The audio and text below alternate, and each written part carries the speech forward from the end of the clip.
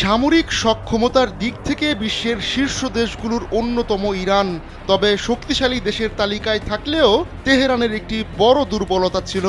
অত্যাধুনিক প্রযুক্তির এবং দূরপাল্লার ক্ষেপণাস্ত্র থাকলেও ইরানের হাতে ছিল না কোনো শক্তিশালী যুদ্ধবিমান। তবে এবার সেই দুর্বলতাও কাটিয়ে উঠছে দেশটি। বন্ধু রুশ প্রেসিডেন্ট ভ্লাদিমির পুতিনের সহায়তায় ইরানও এখন ভয়ঙ্কর যুদ্ধবিমানের মালিক।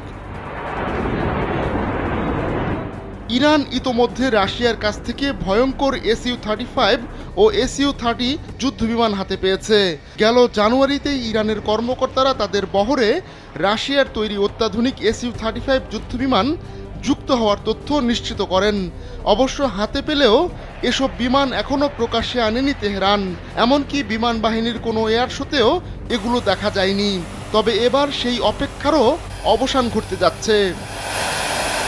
এখন যে কোনো ব্র্যান্ডের পুরাতন এসি বদলে নতুন ওয়ালটন এসিতে উপভোগ করুন 25% ছাড়।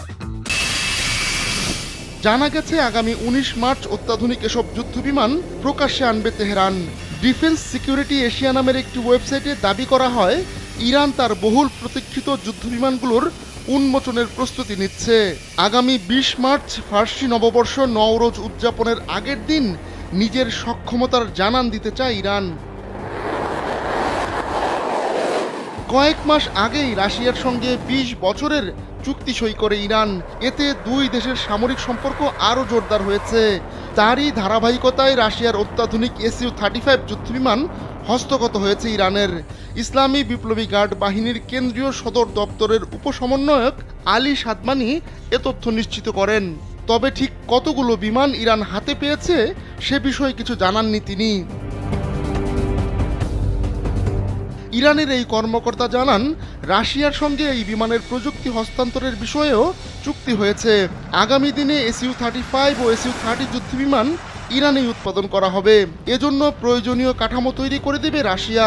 এর আগেও খবর বের হয় ইরান এই যুদ্ধবিমান হাতে পেয়েছে।